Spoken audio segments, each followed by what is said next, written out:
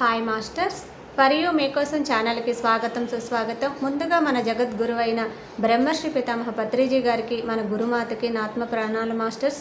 Okay masters, ప్రతిరోజు మన ఛానల్లోని ధ్యానం, స్వాధ్యాయం, సజ్జన సాంగత్యం జరుగుతుంది. అలాగే జూమ్ సెక్షన్లో పాల్గొన్న మాస్టర్లకి, యూట్యూబ్లో చూస్తున్న మాస్టర్లకు కూడా ధన్యవాదాలు తెలుపుకుందాం. ఓకే మాస్టర్స్, ఈరోజు మన ఛానల్కి సీనియర్ పిరమిడ్ మాస్టర్ గారైన బిందు మేడం రాజమండ్రి నుంచి వచ్చారు. మేడం గారిని సాదరంగా ఆహ్వానించుకుందాం. ఈరోజు మేడం చెప్పబోయే టాపిక్ న్యూ ఎనర్జీ.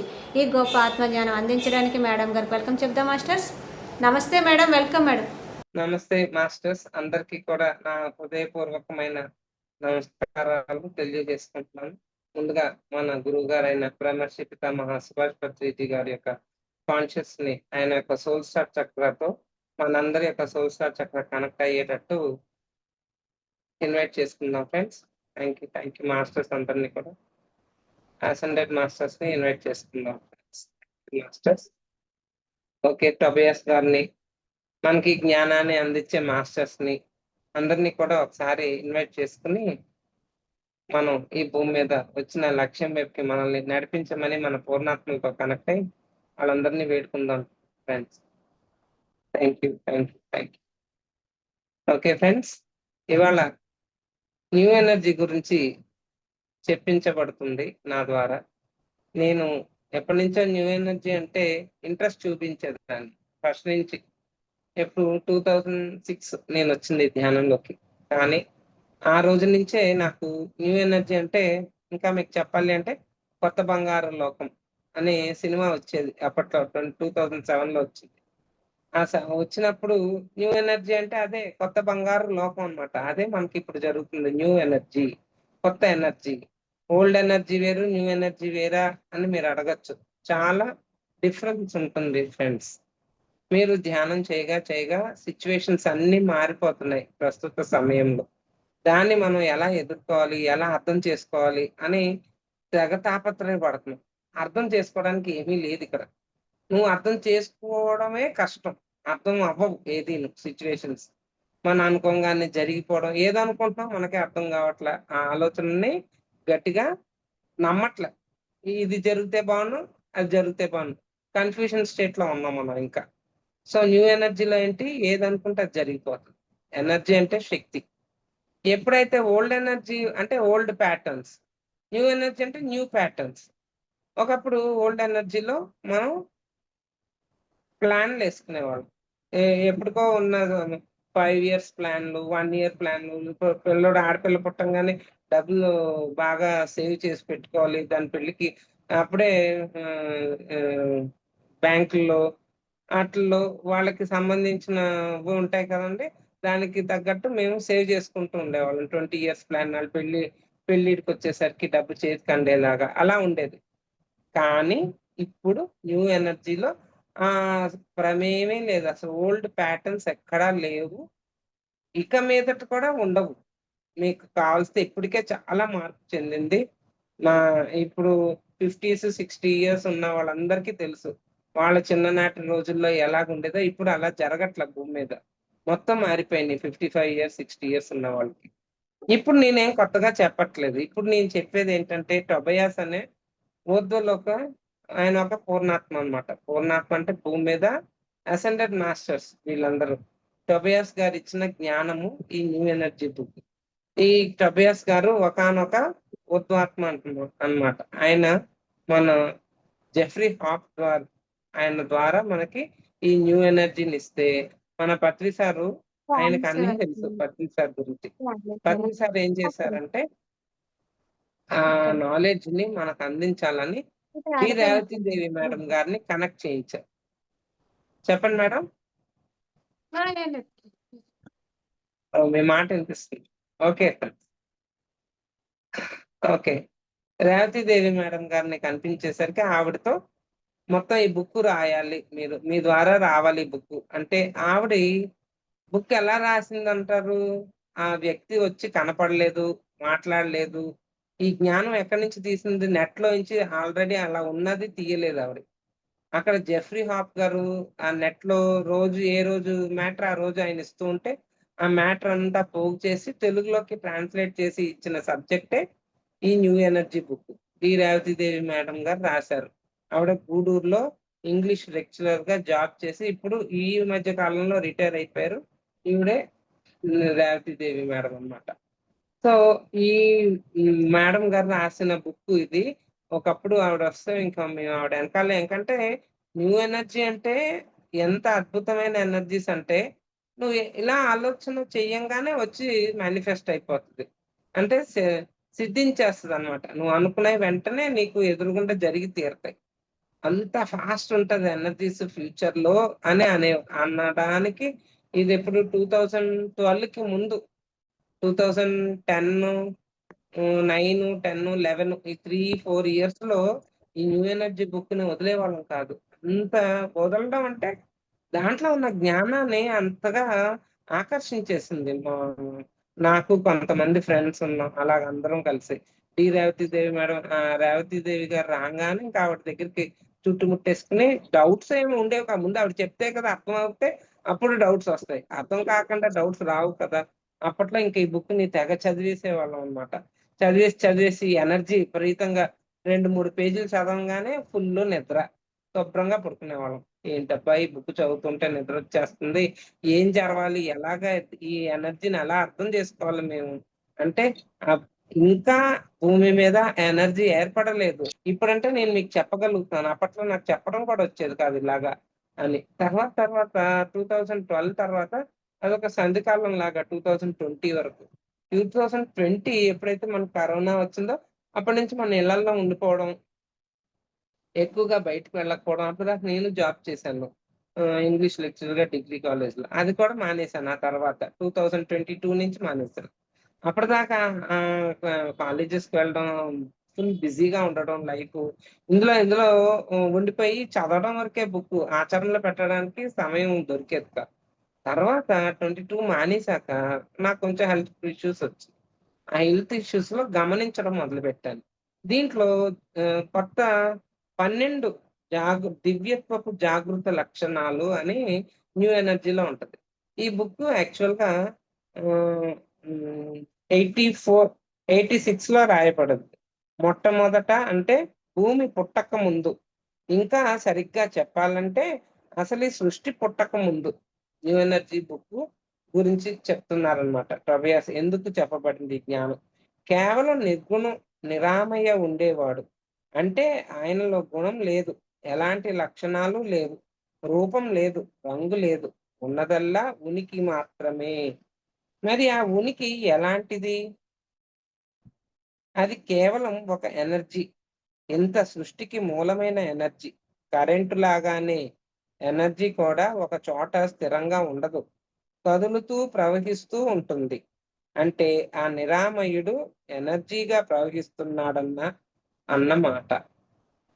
ఏ గుణము లేని ఎనర్జీ ఏ గుణానైనా అలవర్చుకోగల సామర్థ్యం కలిగి ఉంటుంది.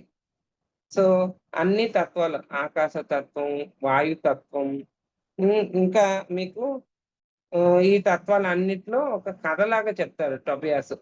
దాన్ని బట్టి మనం ఎవరు రాజు రాణి, వాడికో బిడ్డ జాక్.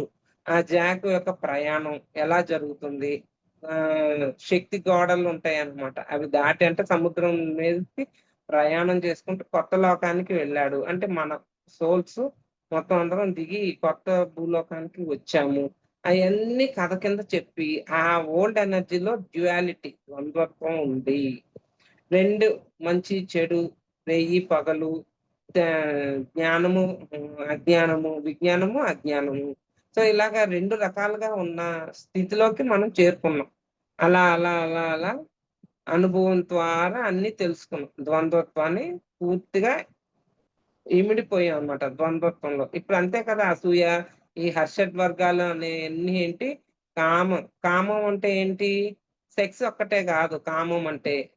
ఏవేవి ఇష్టపడుతున్నావో అలా నడుస్తూ ఉంటావు రోడ్డు మీద, మంచి చీర కనిపిస్తుంది, అబ్బా భలే ఉంది ఆ చీర నేను కొనేసుకోవాలి, టకీమన్న ఒక కళ్ళతో కెమెరా క్లిక్ చేసినట్టు కొట్టేసుకున్నాను. అదే కామం అంటే కోరిక. మామూలుగా కోరిక ఒక ఇల్లు ఉండాలి అనుకోవడం తప్పులేదు. 100 ఇల్లు కావాలి, ఒక ఇల్లు కొనేసి ఇంకో ఇల్లు, ఇంకో ఇల్లు కొని ఇంకో ఇల్లు అంటే దాన్ని ఏమంటారు?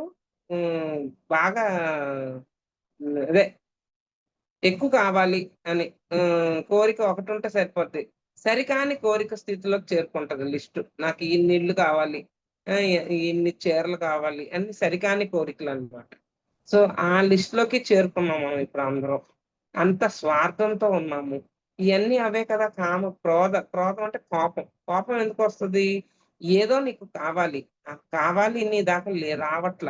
రానప్పుడు ఏమవుతుంది? కోపం వచ్చేస్తుంది. విపరీతమైన కోపం. చేతిలో ఉన్న ఫోన్‌నేమేసి కిందకేసి కొట్టేయడం. అది ఆధ్యాత్మికమైన కోరిక అయ్యుండొచ్చు.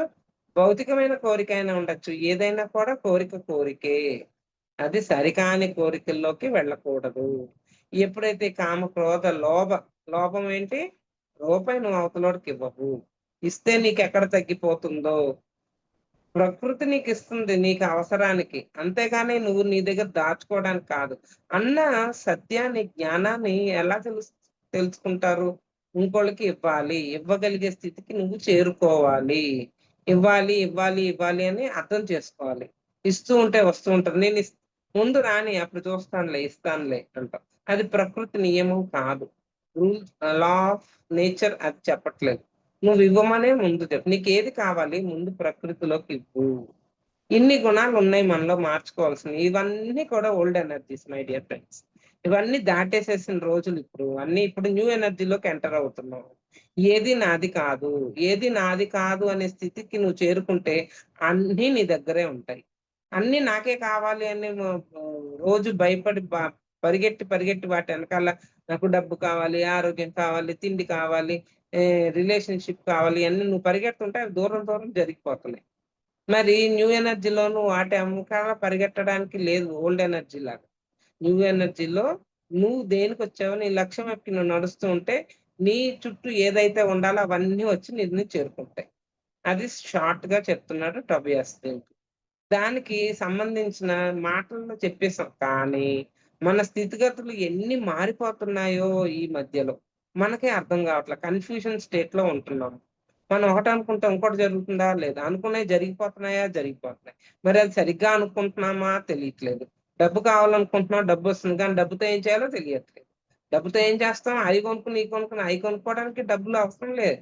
రోజులు ఎలాగున్నాయంటే నీకేది కావాలంటే ప్రకృతి చక్కగా తీసుకొచ్చి నీకిస్తుంది. డబ్బే అవసరం లేదు. డబ్బుంటే కొన్ని పనులవుతాయి. సరే ఆ డబ్బులకి దానికి కావాల్సిన ఫైనాన్షియల్ నీకు ఉండాలి. అంతేగాని 24 గంటలు ఫైనాన్షియల్ గురించే ఆలోచించామనుకో మిగతాయన్నీ ఏమవుతాయి? బ్యాలెన్స్ ఉండాలిక్కడ. ఈ భూమి మీద 3 ఎళ్ళిపోయి 4 నడుస్తుంది. 5థ్ డీలోకి ఎళ్ళిపోతుంది. ఎర్త్ ఎళ్ళిపోయింది. మనమందరం వెళ్తున్నాం ఇప్పుడు ఆ 5 లోకి. ఇంకా కొన్ని నెలలే ఎక్కువ రోజులు లేవు. సో, ఈలోపు నువ్వు మార్పు చెందాలి. ఈ న్యూ ఎనర్జీ నీకు తెలుసుకోవాలి. కొత్త ఎనర్జీని ఎలాగ ఉపయోగించాలి? కొత్త ఎనర్జీతో నువ్వెలా జీవించాలి? ఎలా ఆలోచించాలి? అన్నీ కొత్త ఎనర్జీకి సంబంధించిన సిట్యుయేషన్స్ మనలో జరుగుతున్నాయి. ఇది భూమి పుట్టినప్పుడు ద్వంద్వత్వం స్టార్ట్ అయింది. ఈ ద్వంద్వత్వాన్ని నేర్చుకోవడానికే మనం పైన పూర్ణాత్మలుగా ఏకత్వంలో ఉన్నవాళ్ళం. పూర్ణాత్మ స్థితి నుండి దిగజారడం ఎందుకు? నేర్చుకోవడానికి. దిగి మన శక్తులన్నీ జ్ఞానాన్నంతటి పైన వదిలేసి నెమ్మదిగా కిందకి చాలా స్లోయెస్ట్ ఫ్రీక్వెన్సీలోకి దిగాం. లోయెస్ట్ ఫ్రీక్వెన్సీ లా లో చాలా తక్కువ ఉన్న ఫ్రీక్వెన్సీలోకి దిగి నేర్చుకున్నాం. డ్యుయాలిటీ అర్థమైంది. ద్వంద్వత్వం అర్థమైంది. అది మానవకి అతీతంగా ఉంది. మానవ జన్మ ఎత్తాక మా మానవ స్వరూపంలో దివ్యత్వం ఉంది అన్న విషయం అయితే ఎప్పుడైతే తెలుసుకున్నావో ద్వంద్వత్వాన్ని వదిలేయాలి.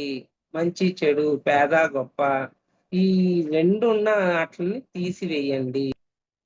ఎలాగా ఆలోచించాలి అంటే, ప్రతీదీ జరిపించబడుతుంది. నేను నా పూర్ణాత్మతో కనెక్ట్ అయ్యున్నాను.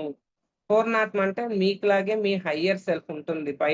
పై లోకాలంటే మన ఈ శరీరంలో షట్‌చక్రాలుంటాయి. 6 ఇక్కడ మన శరీరం కాస్త దూరంలో 6 అంగుళాల పైన ఏడో చక్రం ఉంటుంది. అక్కడి నుంచి పైన మొత్తం 12 చక్రాలకి పూర్ణాత్మ కనెక్ట్ అవుతది. ఇది నేను చెప్పేస్తే మీరు వినేస్తే సరేది కాదిది. మీరు బుక్ చదవాలి, ప్రాక్టీస్ చేయాలి. తద్వారా మీరు అనుభూతి చెందినప్పుడు దాన్ని మీరు పట్టుకోగలుగుతారు. నేను చెప్పడం ఒక విషయాన్ని మీరుకి తీసుకురావడం మీ దాకా. తెచ్చాము కాబట్టి పూర్ణాత్మ చదివి పూర్ణాత్మను తెలుసుకొని రోజు పూర్ణాత్మతో కనెక్ట్ అయిపోయి న్యూ ఎనర్జీ ఏంటి అంటే కొత్త ఇప్పుడు ఇప్పుడు దాకా ఎప్పుడు భూమి మీద జరగల. జాక్ అన్నవాడిని అనుకోండి, అతను ఒక వ్యక్తి ఒక చిన్న కథల రూపంలో చెప్తాడు అభ్యాస్ మనకు అర్థమయ్యేటట్టు.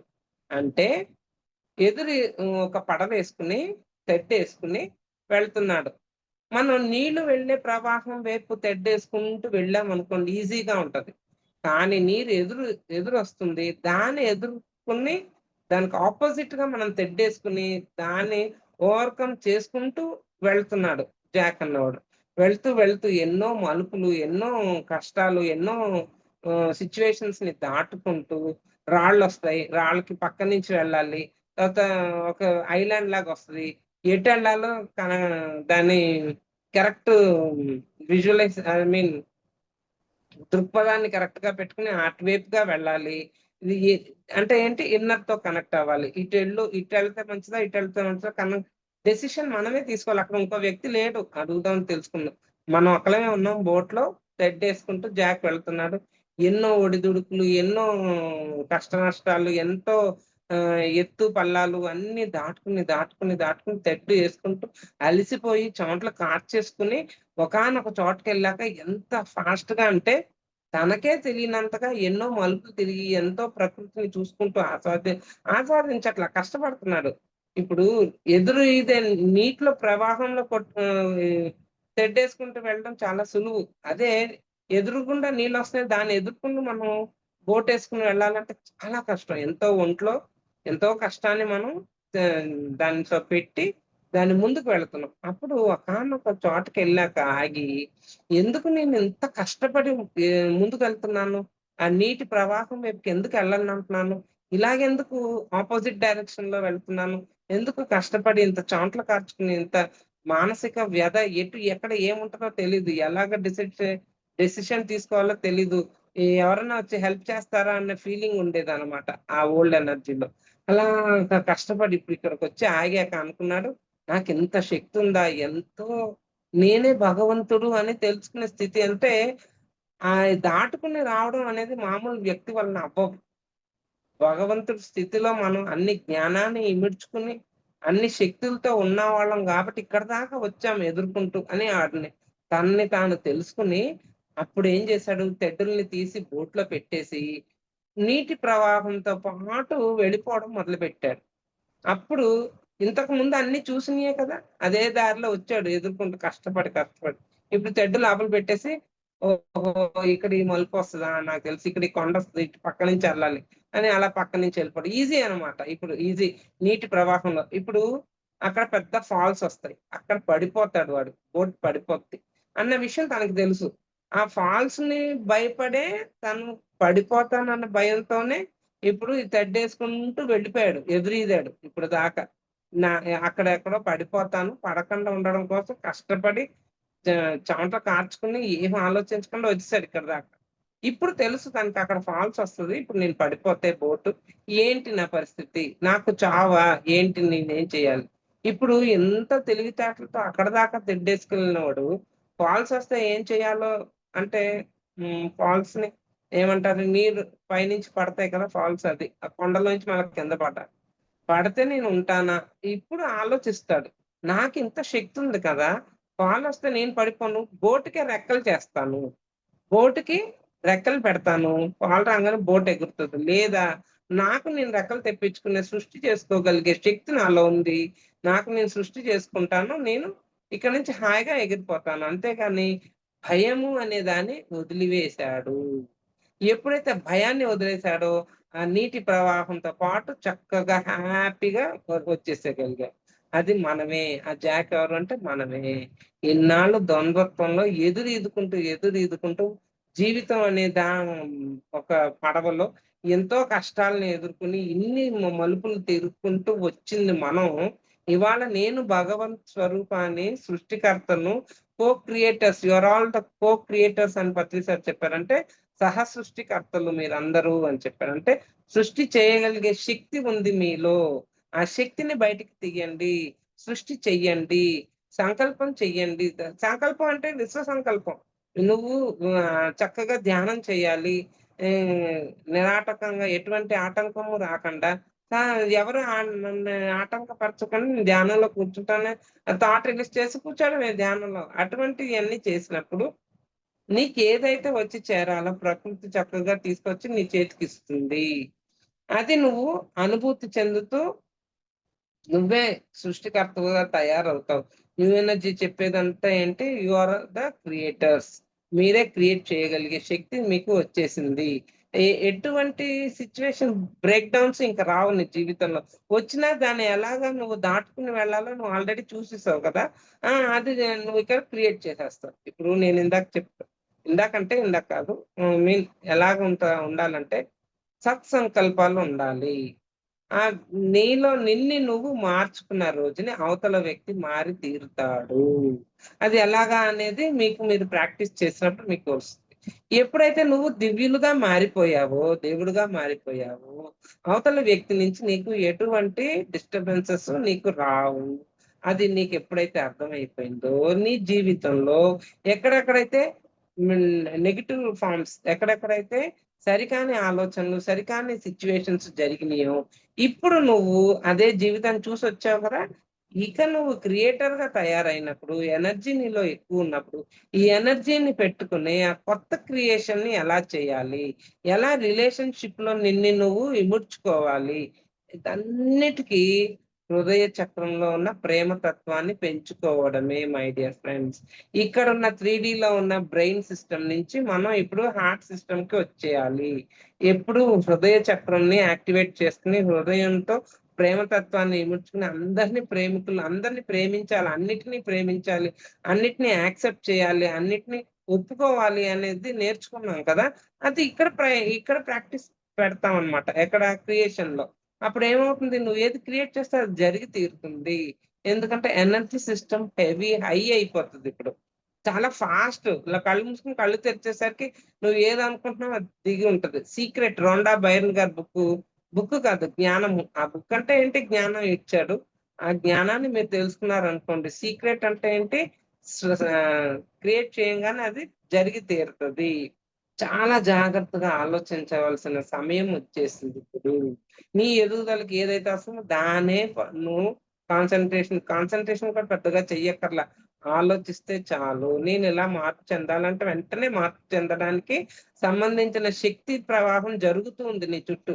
అది నీకు హెల్ప్ చేస్తుంది. ఎప్పుడు నీ దగ్గరకొచ్చి నువ్వు ఏది అడుగుతావో జీనీ అంటాం చూసారా? మనం ఏది ఆర్డర్ ఇస్తే అది వెంటనే చేసి పెడతది. దానికి మంచి చెడుతో సంబంధం లేదు. నువ్వు అడగడం క్షణం వెంటనే యెస్ బాస్ అని ఇలా ఉంచి నువ్వేది అడిగితే అది చేసి పెట్టేస్తది. అట్లాంటి ఎనర్జీస్ ఇప్పుడు ఎర్త్ మీదకి ఫ్లో అవుతున్నాయి. చాలా అద్భుతంగా, జాగ్రత్తగా దాన్ని గమనించుకుంటూ నాకు జ్ఞానం కావాలా? ఈ ఈ విశ్వ ఎదుగుదలకి, విశ్వ కళ్యాణానికి నా ద్వారా నేనేదైతే చేయగలను అది చేయించండి. నేను సిద్ధంగా ఉన్నాను. నీ ద్వారా ఏది చేయించాలో అది చేయించబడుతూ ఉంటది. యాక్సెప్ట్ చేసుకుంటూ ముందుకెళ్ళిపోవడమే. నేను ప్రేమమూర్తిగా తయారవ్వాలి. నన్ను నేను ప్రేమించుకుంటూ అదే సమయంలో ఇతరులని కూడా ఈ మామూలు ప్రేమ కాదు. ఏంటి అన్‌కండీషనల్ లవ్. కండిషన్స్ ఉండదు. ఆళ్ళెట్లాగన్నా ఉండనీగాక. నువ్వు మటుకు ప్రేమిస్తూ వెళ్ళు అందరిని.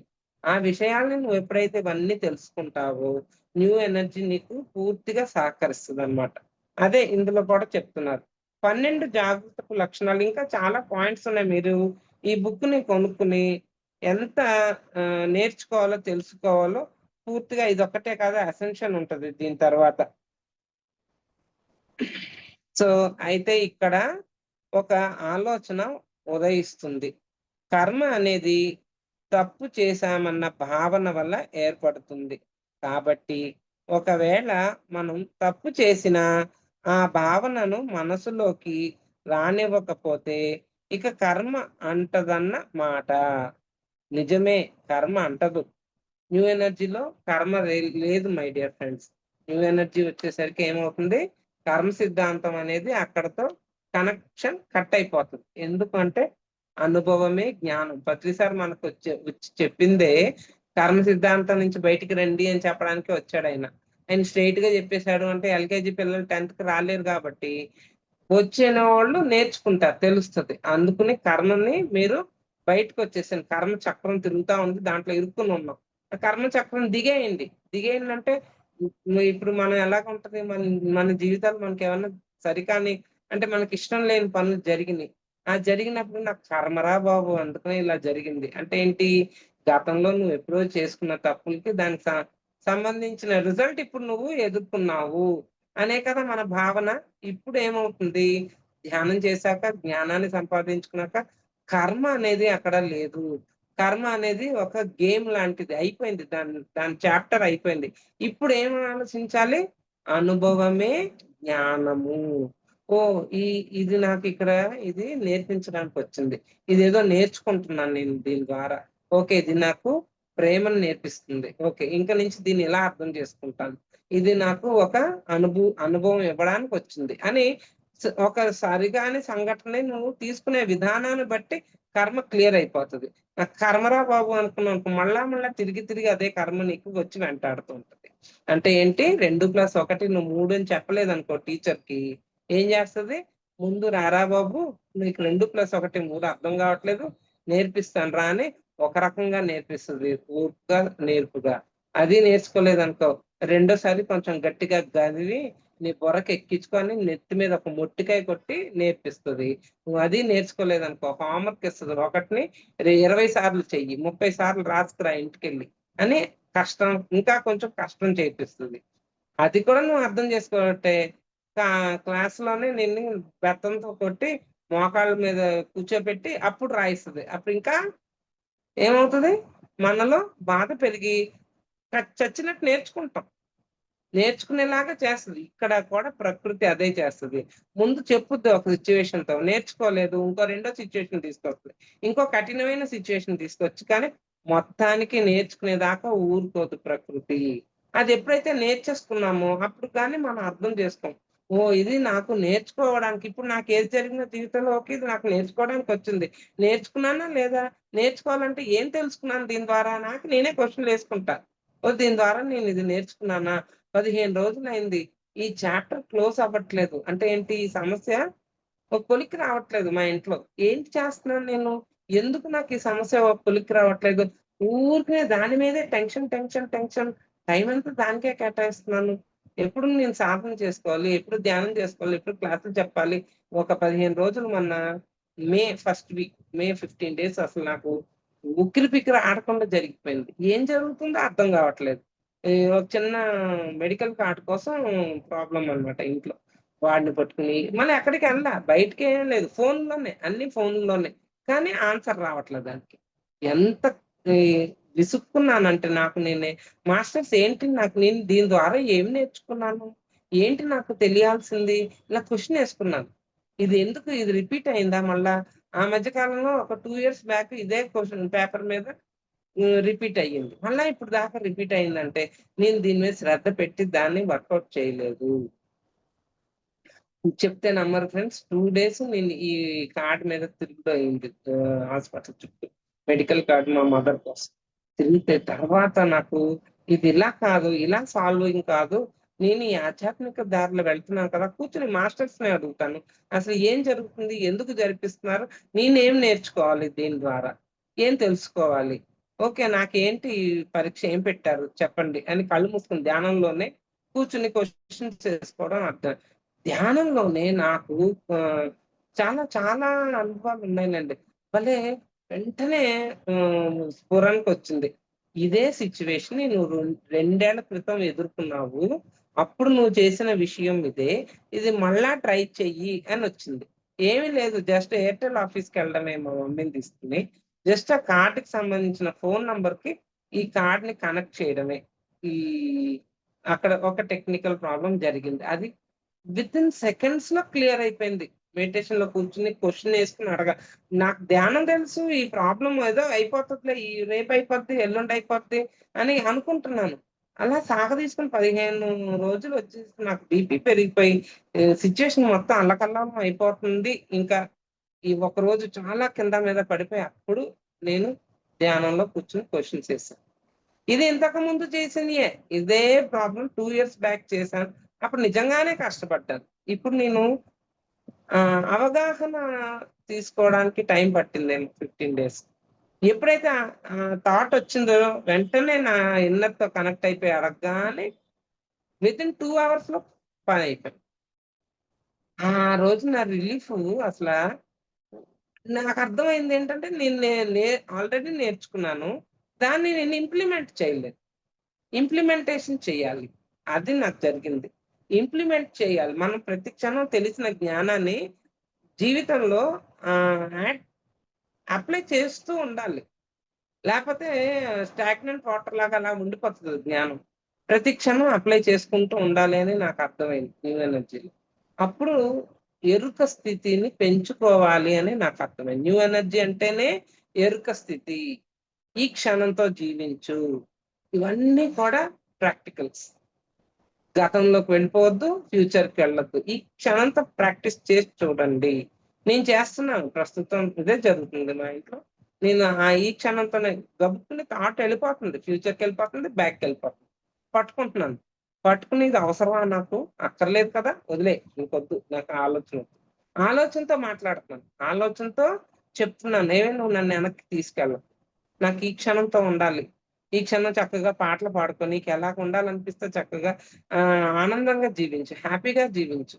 నెక్స్ట్ క్షణం కూడా వద్దు. ఈ ఈ క్షణమే నీకు మంచి క్షణంగా నెక్స్ట్‌గా ఉంటది. ఈ ఈ ఈ క్షణాన్ని నువ్వు పూర్తిగా ఆస్వాదించి ఎంజాయ్ చేశావనుకో, దీని యొక్క కంటిన్యూయేషనే కదా నెక్స్ట్ మూవ్‌మెంటు. అప్పుడు ఇక్కడెక్కడ ఆనందంగానో ఇదే ఆనందాన్ని మళ్ళా నువ్వే యాక్సెప్ట్ పొందుతావు. అది ఆ స్థితికి వెళ్తాం. సో, కర్మ సిద్ధాంతం నుంచి వచ్చేసేయండి. నిజమే కర్మ అంటదు. కానీ ఎప్పుడు మనం ఇతరుల పట్ల తప్పుగా ప్రవర్తించి, అపరాధ భావనను మనసులోకి రానివ్వకుండా ఉంటే కాదు. మన పట్ల ఇతరులు తప్పు చేసినా కూడా వాళ్ళు తప్పు చేశారన్న భావన, మనకు ద్రోహం చేశారన్న కోపం, బాధ మనలో ఉండకూడదు. ఇది కష్టం కానీ ప్రాక్టీస్. ప్రాక్టీస్. ఇది కష్టమే. కానీ దీనివల్ల ఉపయోగం ఎవరికి? ఇవన్నీ వదిలేస్తే మనకే ఉపయోగం. మనం అది ఆలోచించట్లా. అబ్బెరి వాడంత బాధ పెట్టాడు నన్ని ఆడిని మర్చిపోమంటావా నువ్వు? వాడంత కష్టపెట్టాడు ఆడిని క్షమించేయమంటావా నువ్వు? అని మనం తిరగేసి చెప్తాం. అది తిరగేయొద్దు. ఎందుకంటే ఆ కష్టం మరిచిపోవడం వలన, క్షమించేయడం వలన బాగుపడేది మనమే. అది గుర్తుపెట్టుకోండి ఫ్రెండ్స్. మనకు ద్రోహం చేశారన్న కోపం, బాధ మనలో ఉండకూడదు. మన పట్ల ఇతరులు ఏ విధంగా ప్రవర్తించినా మనం చలించకూడదు. ఆ స్థితికి నిజంగా మనం చేరుకున్నప్పుడు మనలను కర్మ అంటదు. అర్థమైందా? ఈ పాయింట్ భలే వచ్చింది మీ అందరికి. అంతేగాని మనం చేసిన మంచిని, ఇతరులు చేసిన చెడును మరిచిపోలేకపోతే కర్మను మనం ఇంకా ఆహ్వానిస్తున్నట్లే. ఇతరులు చేసిన చెడుని గుర్తుపెట్టుకోవడం వల్ల ఇనప సంకెళ్ళైతే, మనం చేసిన మంచిని గుర్తుపెట్టుకోవడం బంగారు సంకెళ్ళు. సంకెళ్ళు సంకెళ్ళే. అది బంగారం అయితే ఏటి, ఇనపదైతే ఏటి చెప్పండి? సో, మనం చేసిన మంచిని గుర్తుండొద్దు. ఇతరులు చేసిన చెడు కూడా నీకు గుర్తుండొద్దు. గుర్తుండొద్దు అంటే, ఇతరులు చేసిన చెడుని క్షమించి వదిలేయండి. మనం చేసిన మంచిని తెలుసుకొని, ఆహ్వానించుకుని, దాన్ని మంచిగా పెట్టుకునే భావనని అక్కడితో స్టాప్ చేసుకోండి. అది నేను చేశాను, ఇది నేను చేశాను అని అనుకోకుండా చేయించబడింది. అంతే కదా! మన పైన మన హయ్యర్ సెల్ఫ్ ఎప్పుడైతే మనం ఎదగాలి అని అమ్మ అనుకుంటుందో, పిల్లోడిని స్విమ్మింగ్ అని, చెస్ అని అన్నిట్లో జాయిన్ చేస్తారు పేరెంట్స్ పిల్లలు ఎదగాలని. అప్పుడు పిల్లలు పెద్దోళ్ళు జాయిన్ చేస్తేనేగా ఇవన్నీ నేర్చుకుంటున్నారు. వాళ్ళంతట వాళ్ళెళ్ళిపోయి స్విమ్మింగ్ పూల్‌లో దూకారు. ఆళ్ళంతట ఆళ్ళెళ్ళిపోయి అన్నీ నేర్చేసుకోరు. పేరెంట్స్ హెల్ప్ చేస్తారు ఆళ్ళ ఎదుగుదలకి. అలాగే మన ఎదుగుదలకి మన పూర్ణాత్మ హెల్ప్ చేస్తుంది అన్న ఒక ఎరుక మీకు ఉండాలి. మనం చేసే ప్రతి పని వల్ల మనకు మంచి కర్మో, చెడ్డ కర్మో అంటుతూనే ఉంటుంది. చూసారా? సో, కర్మ సిద్ధాంతం న్యూ ఎనర్జీలో ఉండదు మై డియర్ ఫ్రెండ్స్. అదే బుక్ ఎవరికైనా ఉంటే పేజ్ నెంబర్ 103 బుక్ తీస్తే, ఎందుకంటే అది ఇంపార్టెంట్ పాయింట్. అవి మనం గుర్తుపెట్టుకుని జీవితంలో ఆచరణలో పెట్టుకుంటే ప్రస్తుత సమయంలో అందరికీ జరుగుతున్న విషయాలు ఇవి. దాన్ని ఎలా చెప్పారు అభయాస్ అంటే 12 దివ్యత్వపు జాగృత లక్షణాలు. భూమి మీద చాలా మార్పులు వచ్చే సమయం ఇది. పెను మార్పులు, గతాన్ని బట్టి మరి గందరగోళంగా రావాల్సిన మార్పులు. మారిన మనం మార్చిన ఎనర్జీని బట్టి కాలం మారిన కొంచెం ప్రశాంతంగా రాబోతున్నాయి, వస్తున్నాయి, కొన్ని వచ్చేసాయి. అసలు ఇప్పుడు మారాల్సిన అవసరం ఏమిటి? పెను మార్పులు సంభవించాల్సిన అవసరం ఏమొచ్చింది? ఇది మనకు పూర్తిగా అర్థం కావాలని ఒక భారీ సినిమా స్కోప్ కథనే చెప్పుకున్నాం. ఇక వర్తమానంలో మనలో వస్తున్న మార్పుల గురించి కొద్దిగా చెప్పుకుందాం. మనలో బయటికి కనపడని కొన్ని మార్పుల గురించి ఎందుకు చెప్పుకోవలసి వస్తుందంటే, ఈ లక్షణాలు మనలో కనపడగానే కంగారు పడిపోయి మన మీద మనకే కోపము, బాధో, చులకనో, భయము ఏర్పడుతుంటుంది. ఆ లక్షణాల వెనుకనున్న అసలు విషయాన్ని మనం తెలుసుకున్నట్లయితే, నేను సరియైన మార్గంలోనే సాగుతున్నాను అనే నిశ్చింత ఏర్పడుతుంది. మనలో వచ్చే మార్పులు పైపై మార్పులు కావు. గుర్తుపెట్టుకోండి ఫ్రెండ్స్. మనలో వచ్చే మార్పులు పైపైవి కావు. మన పైపైన ఉన్నాయి అనుకుంటున్నాం మార్పులు. ఏమీ లేవు. మనుషులందరూ ఒకలాగే ఉంటారు. ఎప్పుడు ఏం జరుగుతుందో అది జరుగుతా ఉంటది. అన్నీ ఖచ్చితంగా నడుస్తా ఉంటుంది. జరిగే మార్పులన్నీ కూడా మన లోపలే. దానే చెప్తున్నారిక్కడ. మార్పులు పైపై మార్పులు కావు. మన డిఎన్ఏలోనే చాలా మార్పు రాబోతుంది. ఆ రాబోయే మార్పుకు సూచికగా మనలో కనబడే లక్షణాలేమిటో చూద్దాం. ఒళ్ళంతా నొప్పులు రావడం. ఇది చాలా మందికి ఇప్పుడు జరుగుతుంది.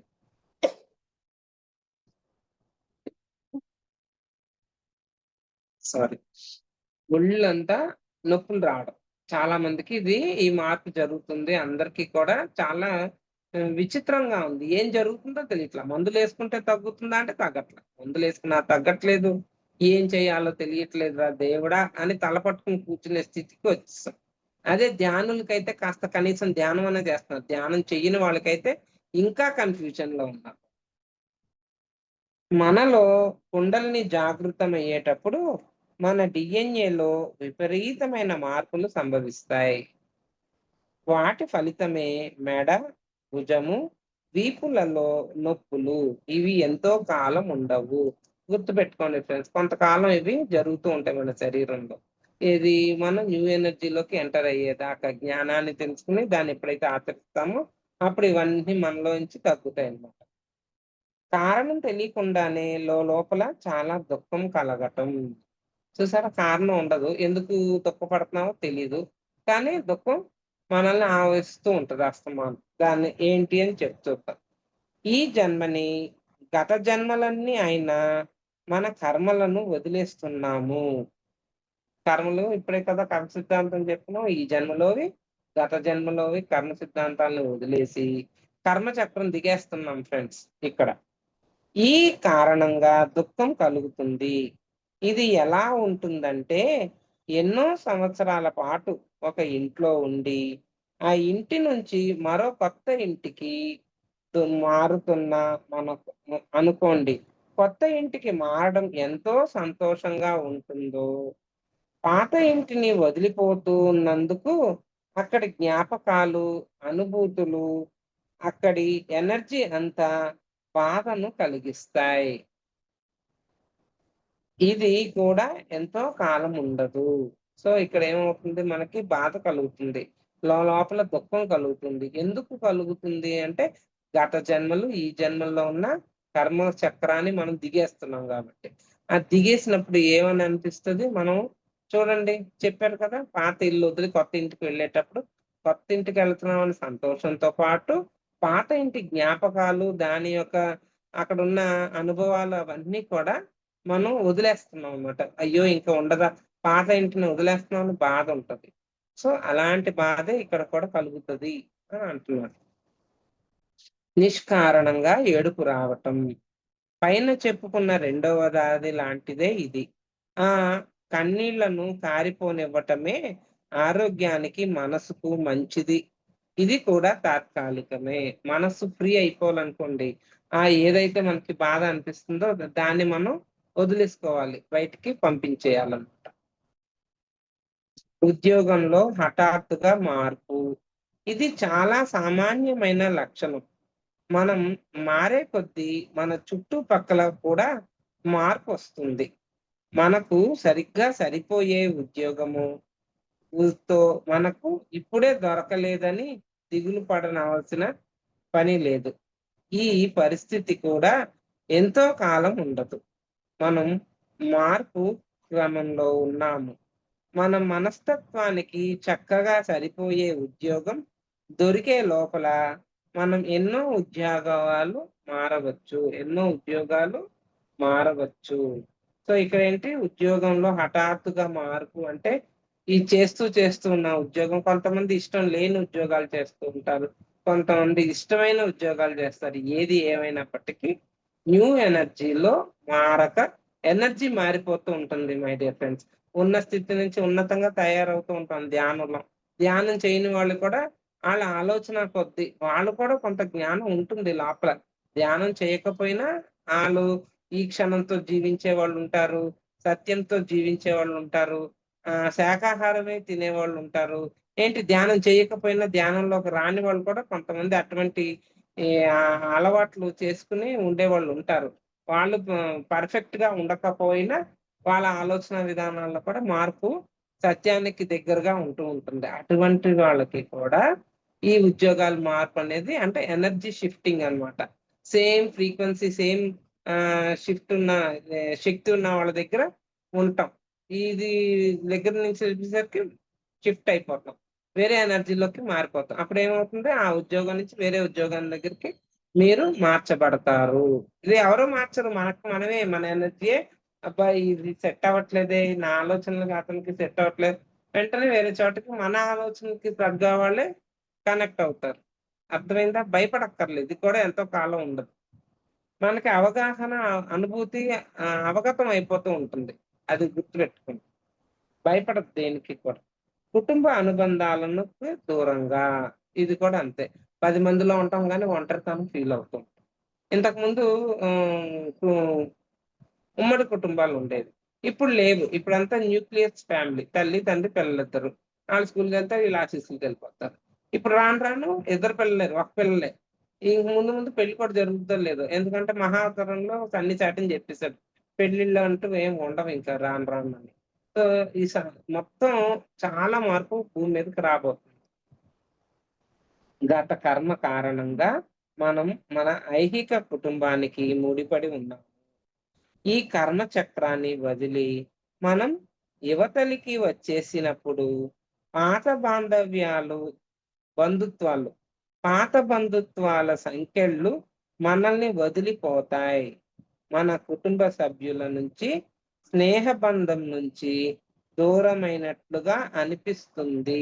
చూసారా ఎంత సత్యం ఇదైతే నా పట్ల అయితే. ఓల్డ్ ఫ్రెండ్స్ ఇప్పుడు ఎవరు లేరు. ఎవరు లేరు అంటే కనెక్షన్ ఉంది. కానీ అంతకు ముందు ఉన్నంత ఫ్రెండ్‌షిప్పు, ఆ కనెక్షన్ అనేది ఇప్పుడు తగ్గిపోయిందన్నమాట.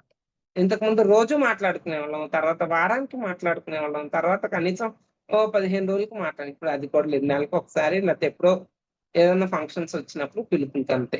అన్ అంతలాగా ఎలా మారిపోతుంది అనుకున్నా. ఇదిగో దీంట్లో ఎందుకో ఈ పాయింట్స్ అందరికి చదివి వినిపించాలి. ఇది న్యూ ఎనర్జీ ఖచ్చితంగా జరుగుతుంది. ధ్యానం చేసి జ్ఞానాన్ని పొందిన వాళ్ళు కనీసం ఒక 10, 15 ఇయర్స్ నుంచి చేసే వాళ్ళకి ఇది ఖచ్చితంగా జరిగి తీరుతుంది. జరుగుతూ ఉంది అందరిలో. అందుకనే ఈ పాయింట్స్ చెప్పడం వల్ల వాళ్ళకి కొంచెం ఉపశమనంగా, ఓహోహో! ఇది ఆల్రెడీ మాస్టర్స్ డిజైన్ జరుగుతుందన్నమాట. ఉందన్నమాట. నేనే కావాలని వాళ్ళతో ఫ్రెండ్‌షిప్ వదులుకోలేదు. ఇలా జరుగుతూ ఉంటది. మన ఫ్రీక్వెన్సీ పెరుగుద్ది. దానికి తగ్గట్టు కొత్త ఫ్రెండ్‌షిప్స్, కొత్త జ్ఞానము మనలో ప్రవాహం జరుగుతూ ఉంటుంది. అయితే ఈ పరిస్థితి కూడా ఎంతో కాలం ఉండదు. వాళ్ళతో అనుబంధం సబబైనదే. అయితే కొంతకాలం తరువాత ఒక సరికొత్త అనుబంధం వాళ్ళ పట్ల మనలో ఏర్పడుతుంది. కొత్త అనుబంధం ఏర్పడుతుందంట. అయితే ఈ అనుబంధం కొత్త ఎనర్జీ మీద ఆధారపడి ఏర్పడినది కాబట్టి ఇందులో కర్మ బంధాలు ఉండవు. అక్కడ ఏమి జడ్జిమెంట్ కామెంట్ ఉండదు వాళ్ళతో. వాళ్ళు అలా చేశారు, వీళ్ళు ఇలా చేశారు, అమ్మ అదా నా జీవితాన్ని పాడు చేసింది, అలాంటివి ఏమీ ఉండవు. ఇక ఉన్నదల్లా డివైనిటీ, వన్నెస్. అప్పుడు డ్యువాలిటీ ఉండదు. అక్కడ డ్యువాలిటీ లేనప్పుడు కర్మ ఏర్పడుతుంది. ఇంకా వన్నెస్ లోకి కర్మ ఉండదు. అర్థమైందా ఫ్రెండ్స్? అర్థం అవ్వదు. అర్థం చేసుకోవడానికి ప్రయత్నం చేయండి. సాధన చేసుకుంటూ అనుభూతి చెందుతూ ముందుకు వెళుతూ ఉంటే జీవితంలో ఆటోమేటిక్ గా మీకే అర్థమవుతూ ఉంటుంది. అసాధారణమైన నిద్ర ఇది తెలుసుకోవాలి ఫ్రెండ్స్. ఇది నేను అప్పుడే 5-6 ఇయర్స్ నుంచి జరుగుతున్నా. నిద్ర సరిగా పట్టకపోవడం. పట్టలేదు, అదేదో జబ్బేమో. అది కూడా అయిపోయింది. ఓ 50,000 పెట్టి ఒక మిషన్ కొనేసి, ముక్కు పెట్టేసి, అది పెట్టుకొని పడుకున్నాను. అది పెట్టుకుంటే అసలా నిద్ర పట్టేది కాదు. అలాగా రకరకాలు కన్‌ఫ్యూజన్‌లో నేనే నా జీవితం గడిచింది. ఈ జీ నిద్ర ఏంట్రా దేవుడా అన్న అన్న ఫీలింగ్. అలాగా అసాధారణమైన నిద్ర. చాలా సార్లు రాత్రి పూట 2 గంటలకు, 4 గంటలకు మధ్య మెలుకువ వస్తుంటుంది మనకు. మన లోపల బోలెడంత పని జరిగిపోతూ ఉన్నది. అసలు ఆవలి వైపు వాళ్ళు మన లోపల మనతో ఎంతో పని చేస్తున్నారు. అలా రాత్రంతా పని జరిగాక ఇక తెల్లారితే మనం దైనందిన జీవితానికి సిద్ధంగా ఉండాలి. కాబట్టి మనకు కొంచెం విశ్రాంతి అవసరం. దాని మూలంగా కాస్త గాలి పీల్చుకోవడానికి అన్నట్లు మనకు మెలుకువ వస్తూ ఉంటుంది. సో ఇక్కడ ఏం జరుగుతుందంటే ఫ్రెండ్స్, నిద్ర నిద్ర అసాధారణంగా జరుగుతుంది. అంటే పూర్తిగా పడుకోలేదు, బాగా హాయిగా పడుకుందాం అనుకుంటాం, నిద్ర పట్టదు. ఎంతకి నిద్ర పట్టక కొట్టుకుని పొద్దున్న దైనందిక పనులు చేసేటప్పుడు నిద్రొచ్చేస్తుంది. అప్పుడు పడుకోవాల్సొస్తుంది పొద్దున పూట. ఇది ఎవ్వరికీ అర్థం కావట్లేదు. ఇంకాస్త టైం వదిలితే ఇంకా పడుకుందాం అనిపించేస్తుంది. గానీ ఎక్కడ పడుకోనిస్తారు? పొద్దున్న లేసి పాపం పిల్లలకి క్యారేజీలు కట్టాలి. ఇంట్లో వాళ్ళకి కాఫీలు, టిఫిన్‌లు చూసుకోవాలి. మళ్ళా మన సంగతి మనం చూసుకొని పడుకునేసరికి మధ్యాహ్నం ఒక గంట. అది మళ్ళా సాయంకాలం అయిపోతుంది. మళ్ళా ఎంత టైర్డ్ అయిపోతున్నాం అంటే, ఏం పెద్దగా పనులు చెయ్యం మూటలు మోసేలా. కానీ టైర్డ్ అయిపోతున్నాం. దానికే మాస్టర్స్ ఈ పాయింట్ చాలా మందికి జరుగుతుంది. అందుకనే అంటున్నాను. ఇది ఆళ్ళే చెప్తున్నారు. చూడండి మళ్ళా ఒకసారి చదువుతాను. ఆవలి వైపు వాళ్ళు మన లోపల మనతో ఎంతో పని చేస్తున్నారు. అంటే మనతో అంటే ఏంటి? మన కాన్షియస్‌తో, మన యొక్క శక్తితో, మన ఏదైతే ప్యూరిటీ, మీకు అర్థం కావాలి అంటే ప్యూరిటీ అంటే స్వచ్ఛత. స్వచ్ఛత ఎక్కడి నుంచి వస్తుంది అంటే, ఎప్పుడైతే విశ్వంలో ఉన్న విశ్వమయ ప్రాణశక్తి మనలోనికి ఏదైతే షట్‌చక్రాలు ఉంటున్నాయో, షట్‌చక్రాల ద్వారా ప్రవాహం జరిగి మనలో నుండి మనం ఇంకా చెప్పాలి అంటే మూలాధార చక్రాన్ని భూమికి అతికించినట్టు కూర్చుని ధ్యానం చేసినప్పుడు ఏవైతే చక్రాలు పైనుంచి కింద దాకా ఇలా 2 ఉంటాయి ట్యూబ్‌లు. ఒకటి రావడం, మూలాధారం కనెక్ట్ అయ్యి మళ్ళా పైకెళ్ళి మళ్ళా ఇక్కడి నుంచే మళ్ళా శక్తి బయటికెళ్తది. అది పౌర్ణమి రోజుల్లో బాగా తెలుస్తది మీరు ప్రాక్టీస్ చేస్తే. ఇప్పుడు ఏం జరుగుతుందంటే, ఎప్పుడైతే ప్యూరిటీ అంటే స్వచ్ఛమైన శక్తి మన ద్వారా మీరు అడగొచ్చు, పైనుంచి శక్తి ప్రవాహం భూమిలోకి తిన్నంగా వెళ్ళిపోవచ్చు కదా! వెళ్ళిపోతే కలుషితమైన ఇప్పుడు నీళ్లున్నాయి. పట్టేసి ఎందుకు తాగం? ఫిల్టర్‌లో పోసుకొని ఫిల్టర్ చేసి ఎందుకు తాగుతున్నాము? అంటే శరీరానికి ఉపయోగపడే నీళ్లు ఫిల్టర్ చేస్తే మంచి అని కనిపెట్టుకుని మనమే దాన్ని ఫిల్టర్ చేసుకొని తాగుతున్నాం. అలాగే ఎనర్జీ కూడా మన ద్వారా మన షట్‌చక్రాల్లో నుంచి ఫిల్టర్ అయ్యి స్వచ్ఛమైన ఎనర్జీ భూమికెళ్తదనమాట. ఆ ఎనర్జీని తీసి వాళ్ళు ఉపయోగించుకుంటారు విశ్వ కళ్యాణానికి. ఇది ఎవరికీ అర్థం తెలీదు. అర్థం కాదు కూడా. ఇది అర్థం అవ్వాలి అంటే విని ఊరుకోండి, పక్కన పెట్టుకోండి ఈ జ్ఞానాన్ని. అది ఉపయోగపడేటప్పుడే మీకు తెలుస్తది అన్నట్టు. ఇప్పుడు ఇది ఎందుకు జరుగుతుంది? అసాధారణమైన నిద్ర అనేది 24 గంటలు మనకి, అందులో 12 గంటలు, 12 గంటలు విడదీస్తే, ఈ 12 గంటల్లో మనకి నిద్రే సరిపోతుంది సరిగ్గా చెప్పాలంటే. నిద్ర వలన ఏంటి ఉపయోగం తెలుసా? అది ఇంకా నిగూఢమైన రహస్యాలుంటాయి దాంట్లో. ఏంటి అంటే, ఈ ఫిజికల్ బాడీ ఎలాగైతే పడుకుండి పోయాక లోపలున్న ఎథరిక్ బాడీను ఇంకా దాంట్లో యాస్ట్రల్ బాడీ ఉంటాయి. ఈ ఎలాగంటే కారు తోలేసేసి మొత్తం కారు డ్రైవింగ్ చేసేసి ఊరంతా తిరిగేసి ఈ పనంతా అయిపోయాక కారు షెడ్‌లో పెట్టాక డ్రైవర్ దిగుతాడా? దిగడా? దిగుతాడు కదా! అట్లాగే ఈ భౌతిక శరీరం కారనుకుంటే, దీంట్లో ఉన్న ఆత్మ పదార్థం ఏదైతే ప్రజ్ఞాత్మ అంటున్నామో అది బయటికెళ్తది.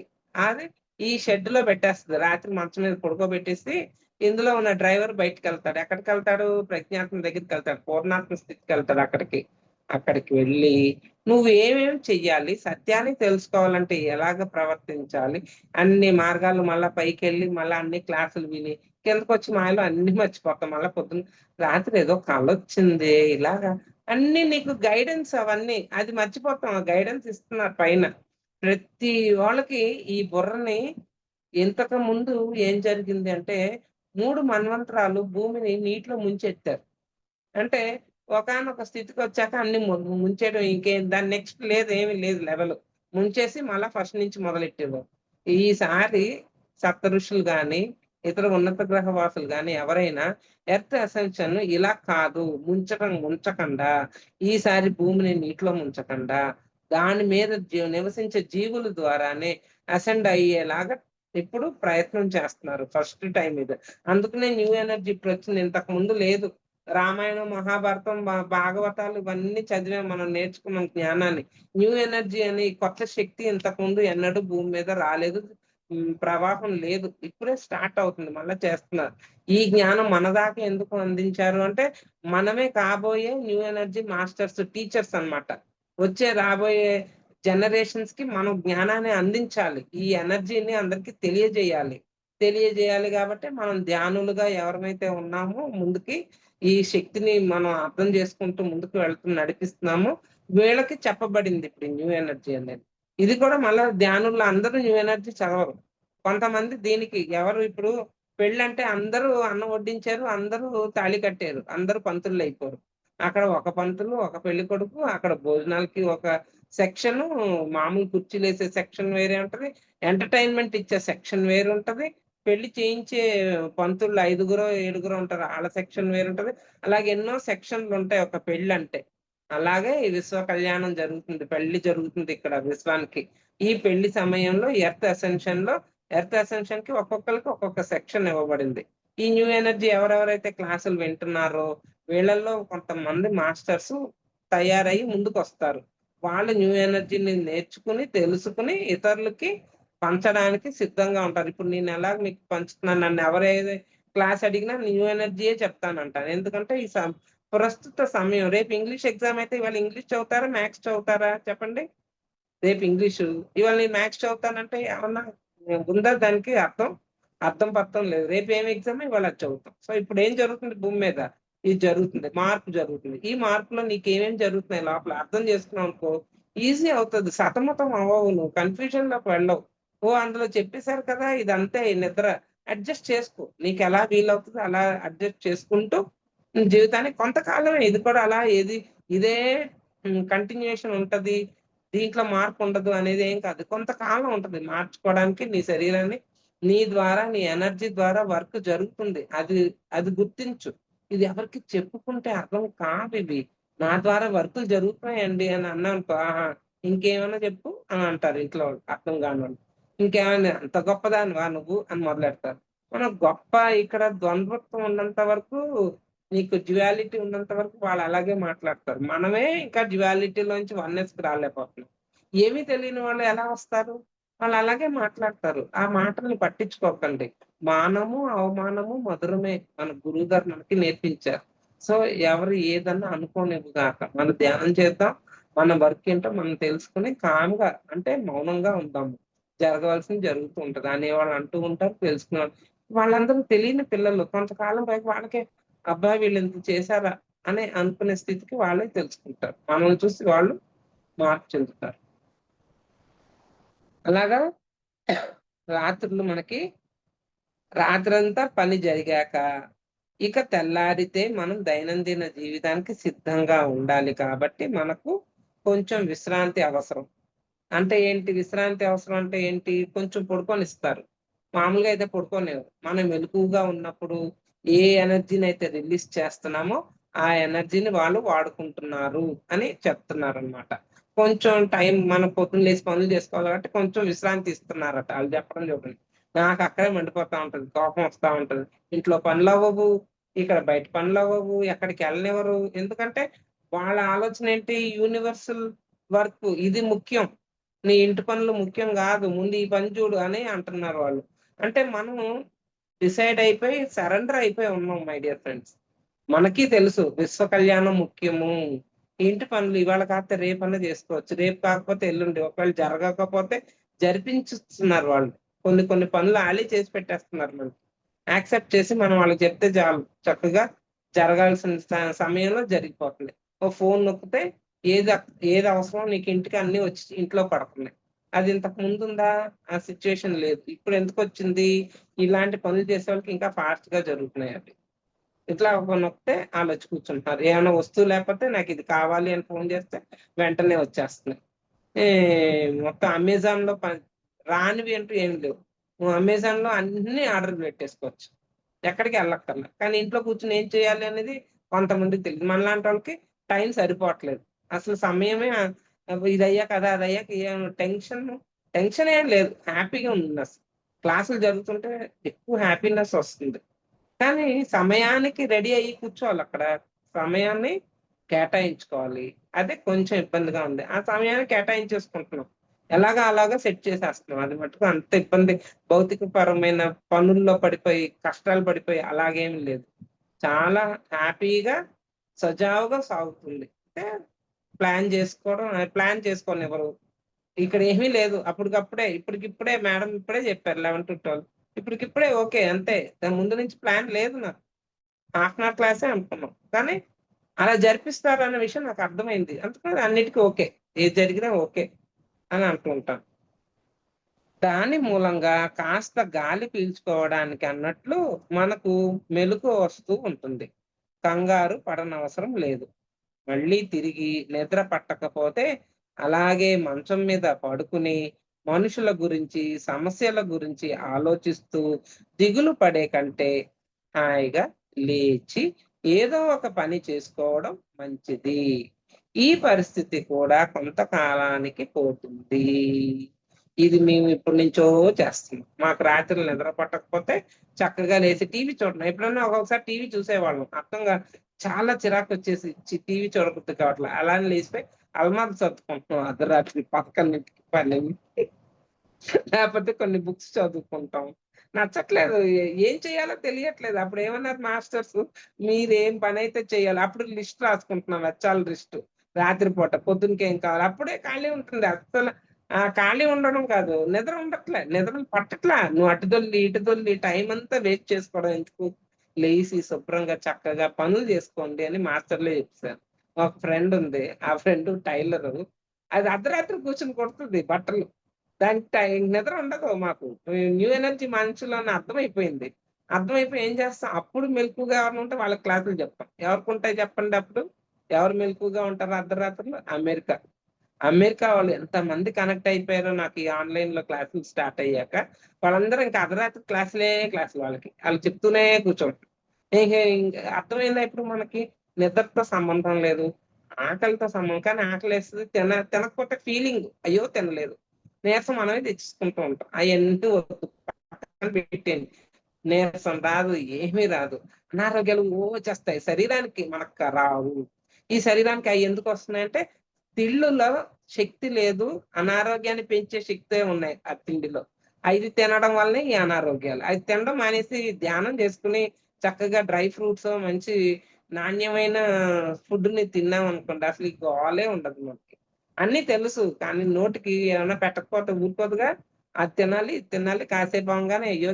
తిని చాలా సేపు అయిపోయిందని వెళ్ళి ఫ్రూటో, ఆ ఫ్రూట్ అయిపోయాక ఇంకోటో అలా తింటూ ఉండేదాన్ని నేను. కానీ ఈ మధ్యనే కొంచెం ఇల్లు దులుపుకోవడం, ఏమన్నా అల్మార్ సర్దుకోవడం ఇవన్నీ నా రాత్రే అర్ధరాత్రే. నా టైం రాత్రి 3 కూడా ఇలా చూస్తూ ఉంటాను. ఆహా! 3 అయిందా మాస్టర్స్ పడుకోనిస్తారా అన్నట్టు చూస్తాననమాట 3 అయ్యాక. 3:30కి ఇంకా సంకల్పాలు పెట్టేసుకొని అంటే అఫర్మేషన్స్ ఉంటాయి. అవి పెట్టుకొని కూర్చున్నాక అప్పుడు నిద్రొస్తది. అప్పుడు నిద్రపోతే అది కూడా 6 మళ్ళా లేసిపోవాలి. అది కూడా 6 గంటలు పడుకునేవాళ్ళం. 4 గంటలు, 5 గంటలు. మళ్ళా 7కి 7, 8కల్లా ఒక్కొక్కసారి ఒక్కొక్కసారి 4కి కూడా నిద్ర పట్టదు. 5 అయిపోద్ది. అప్పుడేమవుద్ది 9, 10 అయిపోద్ది నాకు. అది చెప్పుకుంటే బాగోదు. ఎందుకంటే భౌతిక జీవితం అందరూ ఏంటి 10కి లెగుస్తారా? ఆహా! నీకు కాబట్టి సాగుతుంది తల్లి అని అంటారు నన్నే. నాకు సాగడం కాదు. సాగించబడుతుంది. ఒప్పుకోవాలి నేను. మరేం చేయను నాకు ఫీలింగు. అయ్యో! నిద్ర లేదే రాత్రి 4 అయిపోయింది, 5 అయిపోయింది. మా మదర్ కూడా అంతే. ఆవిడే అలాగే అంటారు. మా ఇద్దరిని చూసి మా ఆయనకి పిచ్చెక్కుతుందనమాట. ఓయ్! మీ తల్లి కూతురికి ఓ నమస్కారం నాకేం చెప్పకండి. మీ కష్టాలయి మీరు పడండి. నేను ప ఎవరు వినరు. వినడానికి సిద్ధంగా లేరు మై డియర్ ఫ్రెండ్స్. అందుకని అడుగుతేనే చెప్పండి. అడగకపోతే ఏమి నోరు తెరవద్దు. కామ్‌గా ఉండండి. మౌనంగా ఉండడమే ఉత్తమం అన్నమాట. తీవ్రమైన కలలు. నిద్రలో కలలు రావడం సహజం. యుద్ధాల గురించి కావచ్చు, ఎవరో తరుముతున్న కలలు కావచ్చు, లేదా రాక్షస జంతువులు కలలు కావచ్చు. మన లోపలి పాత ఎనర్జీని మనం విడుదల చేస్తున్నా మనం విడుదల చేస్తున్నామన్నమాట. ఏదైతే మన ఓల్డ్ ఎనర్జీస్ లోపలున్నాయో, దాన్ని మనం రిలీజ్ చేసేస్తున్నాం. బయటికి పంపించేస్తున్నాం. అందుకని ఇలాంటి కలలు రావచ్చు అని అంటున్నారనమాట.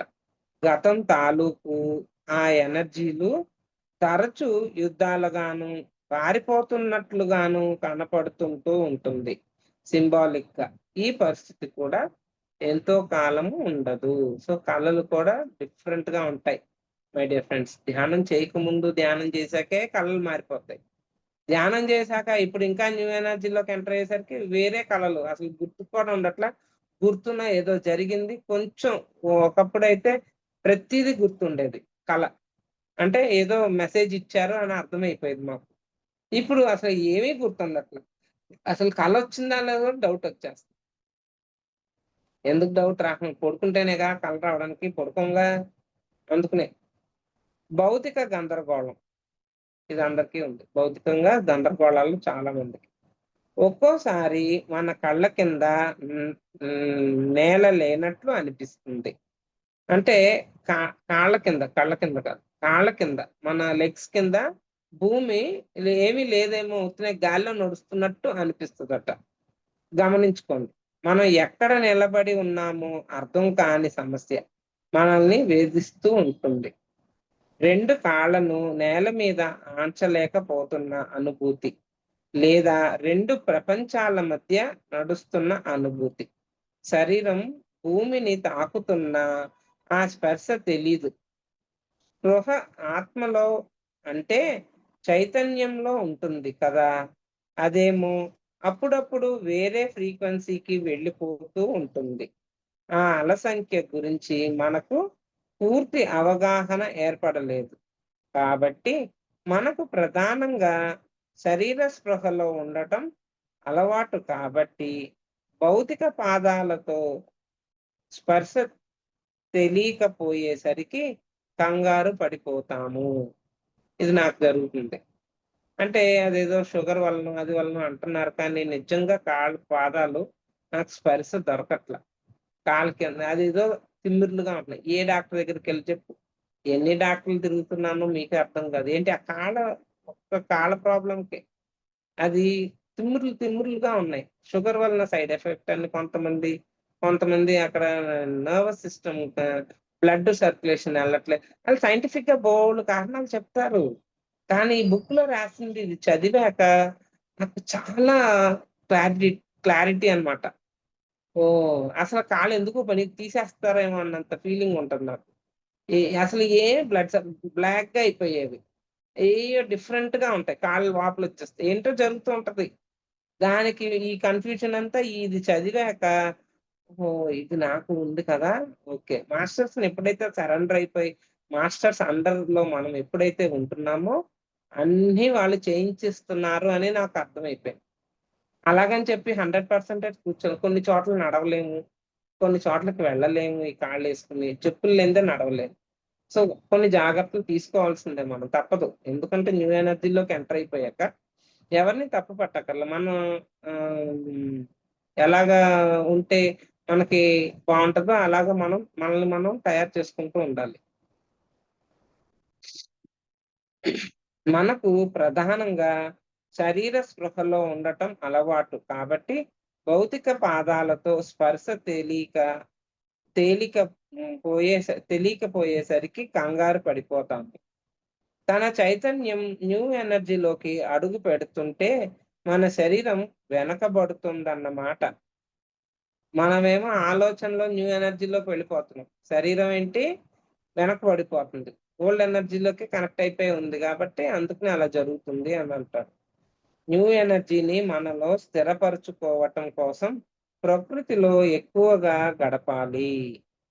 ఇది నాకెప్పుడో తెలుస్తుంది గానీ అస్సలు కుదరదు. ప్రకృతి అంటే గడ్డిలో గానీ, ఇసుకలో గానీ, బీచ్ ఒట్టున గానీ, ఇట్లా చెట్ల మధ్యలో గానీ నడుస్తూ బేర్ ఫుటెడ్ అంటే కాళ్ళకి చెప్పులు లేకుండా ఆ మట్టిలో నడవమంటాడు ఎక్కువగా. ఈ పరిస్థితి కూడా ఎంతో కాలం ఉండదు. మనలో మనం మాట్లాడుకోవటం ఎక్కువ కావటం.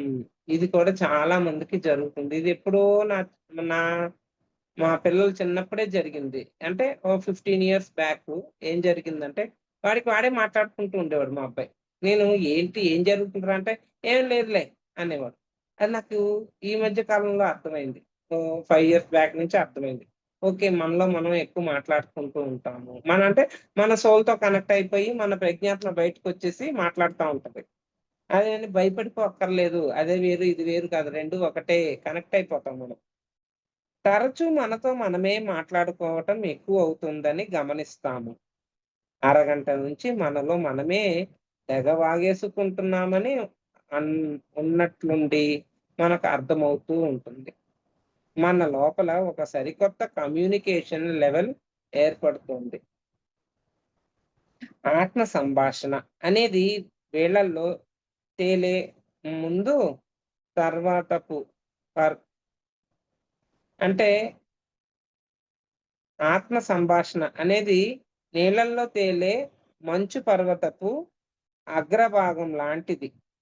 అంటే ఏంటి ఐస్‌బర్గ్. ఐస్ తేలుతది నీటిలో. ఐస్ కొండల దగ్గర సముద్రంలో ఐస్ కొండలుంటాయి. ఏది ఆర్టిక్, అంటార్టికా ఆ ఏరియాలోకెళ్ళినప్పుడు. ఐస్‌బర్గ్ అలా తేలుతూ ఉంటాయి నీటిలో. అలాగా మనకి ఆహ్, మనలో మాట్లాడుకోవడం అలాగా పైపైన అన్నమాట బాగా. ఎక్కువ సంభాషిస్తూ ఉంటాం. నీటి పైన కనపడుతున్న ఆ అగ్రభాగాన్ని మనం చవి చూస్తున్నామన్నమాట. ఆ సంభాషణలు పెరుగుతాయి. ఆలోచించడానికి, ఆత్మ సంభాషణకి తేడా ఉంది. ఆలోచించడం అంటే అందులో మన ప్రమేయం ఉంటుంది. ఆత్మ సంభాషణలో మనం కేవలం శ్రోతలం మాత్రమే. అంటే వింటూ ఉంటాం అంతే. అంటే అది మాట్లాడేస్తూ ఉంటది ప్రజ్ఞాత్మ. మనం వింటూ ఉంటాం. అబ్బో! ఓహ్! ఓకే. ఓకే. అని జరుగుతా ఉంటదన్నమాట. లోపలి నుంచి మనసు కాబోలు తెగ మాట్లాడేస్తూ ఉంటుంది. అది ప్రారంభమై జరుగుతూ ఉండగా గమనిస్తాము. ఏవో డైలాగులు లోపలి నుంచి ధోరణిగా వినిపిస్తున్నాయని. ఆలోచించడం అనేది మన ప్రయత్నంలో జరిగేది. ఆలోచించటం వల్ల ఇది ఆలోచించి మాట్లాడడమే మాటలు కావనమాట. ఇవి మన లోపల ప్రజ్ఞాత్మ మాట్లాడేస్తూ ఉంటది గడగడ గడగడ అని. ఆ మాటలనమాట. మనకే తెలియకుండా మాట్లాడేస్తూ ఉంటాం. ఆలోచించటం వల్ల మనం ప్రకంపనలను, ఎనర్జీని కలిగిస్తున్నాము. కానీ ఆత్మ సంభాషణ వల్ల అలా జరగదు. ఆలోచించి మాట్లాడడం వల్ల ఏమవుతుంది అది పాజిటివ్, నెగెటివ్ ఎనర్జీస్‌గా మారిపోతూ ఉంటాయి. మనం ఏం ఆలోచిస్తున్నామో అది మాట్లాడతాం.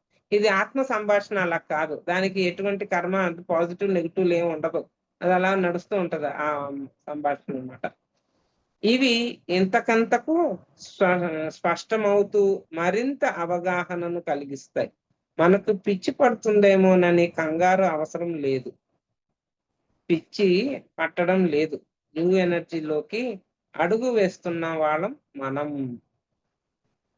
అందరిలో ఉన్నా కూడా ఒంటరితనం ఇది చాలా మందికి జరుగుతుంది.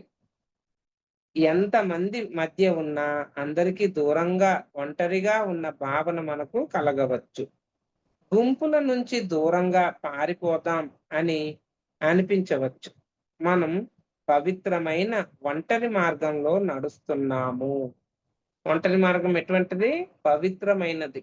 అది గుర్తుపెట్టుకోవాలి ఫ్రెండ్స్. పవిత్రమైన ఒంటరి మార్గం. నేను ఒంటరిదాన్ని అయిపోయాను.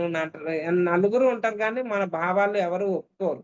అందుకని మనం ఎవరికీ ఓపెన్ గా చెప్పం. మన భావాలతో మనం అంటిపెట్టుకుని మనం నడుస్తూ ఉంటాం. దాన్ని మనం ఏమనుకుంటాం, నేను ఒంటరిదాన్ని అయిపోయాను అనుకుంటాం. కానీ అవ్వలేదు. ఇది పవిత్రమైన ఒంటరి మార్గంలో నడుస్తున్నాము. ఒంటరితనం మనకు దిగులు కలిగించే కొద్దీ దాని ఆ దశలో ఇతరులకు వివరించటం కష్టమవుతూ ఉంటుంది. మన ఒంటరితనం ఫీల్ కావడానికి మరో కారణం మన మార్గదర్శకులు మన నుంచి దూరమైపోయిన పోయారన్న వాస్తవం. వాస్తవం అంటే మనకి ఇద్దరు మాస్టర్స్ ఉంటారు, మార్గదర్శకులు. మనకు మార్గం నడిపించి తీసుకెళ్లేవాళ్ళు. మనం ఎన్నో జన్మల నుంచి మనతోనే ఈ ఆత్మతోనే ప్రయాణం చేస్తూ ఉంటారు వాళ్ళు. కానీ అన్నిట్లో దూరిపోరు, చూస్తా ఉంటారు మనల్ని. చూడు, పిల్లోడు నడకొచ్చిన కొత్తలో చెయ్యి వదిలేస్తాం, ఆడు నడుస్తూ నడుస్తూ పడిపోతాడని తెలుసు, కానీ గబుక్కుని వెళ్ళి పట్టుకునే లోపు పడిపోతాడు. పట్టుకుని లేచి నుంచి మరి నువ్వు అలాగే ఎత్తుకున్నావే అనుకో, కింద పడిపోకుండా అది నడకే రాదు. వదిలితే అది నడక వస్తుంది. అట్లాగా ఈ మార్గదర్శకులు ఎప్పుడు మన వెంటే ఉంటారు. ఉండి ఉండి నడకొచ్చాక ఏం చేస్తావు? పిల్లోడు నడకొచ్చాక వదిలేస్తా వదలరా, అండ్ ఇంకా ఆడంతటి వాడు నడవాలి, ఎదగాలి అని వదిలేస్తాం చాలు. కనిపెట్టుకుని దూరంగా నుంచుని కనిపెడతాం. ఆడు ఎక్కడికి వెళ్తే ఆడు వెనకాలే పడి వెళ్తూ ఉన్నారనుకో, ఆడు కూడా ఊరుకోడు, ఎంతకాలం వస్తానో వెనకాల అని ఉంటాడు. అలాగా మార్గదర్శకులు ఈ న్యూ ఎనర్జీలో ఏ ఆత్మలైతే వచ్చేసినాయో, న్యూ ఎనర్జీలోకి రాగానే మార్గదర్శకులు వాళ్ళ నుండి దూరంగా వెళ్ళిపోతారు. ఇక మీ మార్గదర్శకులు నీ దగ్గర ఉండరు. ఎందుకంటే నువ్వు ఎదగడానికి సిద్ధమైపోయావు. ఇప్పుడు నీ అంతటా నువ్వు ఎదుగుతావు. ఇంకా నీకు మార్గదర్శకులు అవసరం లేదు అన్న నమ్మకం నీలో కలిగేదాకా ఈ విషయం నీకు తెలియదు. ఒకవేళ తెలిసినా భయపడొద్దని వాళ్ళు చెప్తున్నారు. మన అన్ని జన్మలలోనూ, మన అన్ని జీవిత యాత్రలలోనూ వాళ్ళు మన వెంట ఉండినారు. ఈ మార్గదర్శకులు మాట్లాడకుండా మన వెంట ఉంటూ మన ఎనర్జీలు బ్యాలెన్స్ తప్పకుండా జాగ్రత్తగా చూసుకునేవారు. మరి వీళ్ళు మనతో మాట్లాడకపోతే వీళ్ళు వెళ్ళిపోయినట్లు మనకెలా తెలిసింది? మనం దిగులు పడడానికి. అవునా? మనం దిగులు పడుతున్నాం ఎందుకని? వాళ్ళు మార్గదర్శకులు వెళ్ళిపోయారు అని మనం ఎందుకు అలా దిగులు పడుతూ ఉన్నాము? ఎలా తెలిసింది మనకు వాళ్ళు వెళ్ళిపోయారని? మన వెంట వాళ్ళు ఎంతకాలం ఉండినట్లు, ఇప్పుడు వెళ్ళిపోయినట్లు ఆత్మకు తెలుస్తుంది కదా, సోల్కి తెలుస్తుంది కదా అని అంటున్నాడు అనమాట టోబియాస్. వాళ్ళు దూరం వెళ్ళాల్సిన సమయం వచ్చింది. వారి స్థానాన్ని మన దివ్యత్వంతో నింపుకోవాలి కదా. అర్థమైందా ఫ్రెండ్స్? దివ్యత్వంతో అంటే సత్యంతో నింపుకుని, సత్యాన్ని తెలుసుకుని, ఎప్పుడైతే మనం మార్గాన్ని మనం సులువుగా ఇందాక మనం చెప్పినట్టు తెడ్డు వేసేసుకో, నీటి ప్రవాహంతో పాటు వెళ్ళిపోయిన తెడ్డు లోపల పెట్టేసుకుంటే ఈజీగా తీసుకెళ్ళిపోతుంది. దాంతో పాటు మనకేముంది? దివ్య జ్ఞానము అందుతుంది. ఎప్పుడైతే దివ్య జ్ఞానం అందుతుందో ఆ జ్ఞానాన్ని మనం పట్టుకుని గైడెన్స్ లాగా తీసుకుని ముందుకు వెళ్ళిపోవడమే. ఇంకెవరి యొక్క హెల్ప్ ఉండొద్దు. ఇదంతా మన డిజైనే, అంతా పైన చేసుకొచ్చాం. న్యూ ఎనర్జీలోకి వెళ్ళాక ఇప్పుడు పిల్లోడు పెద్ద అయ్యాక, చదువు అయిపోయాక ఉద్యోగానికి ఇంటర్వ్యూకి వెళ్తున్నాడు అంటే వాడు వెనకాలే చంటి పిల్లడిలాగా వెళ్తావా నువ్వు ఇంటర్వ్యూకి? ఇంటర్వ్యూకి వెళ్ళాడంటే ఆడికి ఉద్యోగం చేసుకునే వయసు వచ్చేసింది, ఎదుగుదల వచ్చింది, వాడు ఎదుగుతున్నాడు. పిల్లలు ఇప్పుడు ఆడు ఉద్యోగం చేసి ఆడిని ఉద్ధరించుకుంటాడు అనే విషయం ఎప్పుడైతే నీకు అర్థమైపోయిందో నువ్వు ఇంకా బాధపడవు, భయపడవు, ఏం చెయ్యవు. అదే పరిస్థితి ఇక్కడ కూడా. ఆ సమయం వచ్చింది. వారి స్థానాన్ని మన దివ్యత్వంతో నింపుకోవాలి కదా. అయితే ఈ పరిస్థితి కూడా ఎంతో కాలం ఉండదు. మనలో ఏర్పడిన ఆ తెలివిని, ఆ వెలితిని మన దివ్య చైతన్యపు ఎనర్జీతోనూ, ప్రేమతోనూ నింపుకోవటం జరుగుతుంది. దివ్య చైతన్యం అంటే ఏంటి? Divine consciousness. చైతన్యం అంటే కాన్షియస్‌నెస్. ఆ డివైన్ కాన్షియస్‌నెస్ నెక్స్ట్ ప్రేమ అంటే లవ్. అదేదో పిచ్చి లవ్వులు కావు. ఇది దైవీకం డివైన్ లవ్ అన్నమాట. అంటే అన్‌కండీషనల్ లవ్. అంటే హృదయ చక్రం అన్నిట్లో మార్పు చెందుతాయి my dear friends. Chakra system కూడా 7 ఉండవు. 1 అయిపోతాయట. అంటే అన్నిట్లోనూ ఒకటే క్వాలిటీస్ వచ్చేస్తాయట. అది మహావతారంలో చెప్తాడు సన్నిశాత. ఈ 7 చక్రాస్ ఉండవు ఇంకా బాడీలో. మొత్తం అంతా ఒకటే చక్ర, ఒకే జంక్షన్. ఒకటే ప్రేమ ఉప్పొంగుతూ ఉంటది. అంటే ఎంత సాయిబాబా ఎలా ఉంటాడు? మనం టీవీ సీరియల్‌లో నటించడానికే ఆడంత ప్రేమను చూపిస్తున్నాడు. నిజంగానే మనం ఆ స్థితికి చేరుకుండిపోతాం. అంటే ఒక ఏంజెల్స్ వీళ్ళందరూ ఎలా ఉంటున్నారు? దేవతలు, దేవీలు ఆ స్థితికి మనం చేరుకుంటాం అన్నమాట. ప్రేమ తత్వంతో క్షమించగలుగుతాము, ఒప్పుకోగలుగుతాము. అన్నిటిని రిలీజ్ చేసుకుంటూ కొత్తదనంలోకి వెళ్ళగలిగే స్థితిని మనం పొందుతా ఉంటాం. అందుకనే మాస్టర్స్ అంటున్నారు హ్యాపీగా ఉండండి, ఎంజాయ్ చేయండి. మీరు మంచి రోజులొచ్చినియి. రాబోయే రోజులన్నీ అద్భుతం గోల్డెన్ డేస్ అని చెప్తున్నారు. మనమేమో అర్థం గాక సచ్చి ప్రతి దాన్ని మళ్ళా లాక్కుని, పీక్కుని కొట్టుకుంటున్నాం. Okay friends. థాంక్ యూ నాకు ఈ అవకాశం ఇచ్చిన ఫర్ యూ ఛానల్‌కి. Thank you madam. Thank you so much madam. For you మీకోసం మన ఛానల్కి వచ్చి ఎంతో గొప్ప ఆత్మజ్ఞానం అందించారు మేడం. Thank you madam.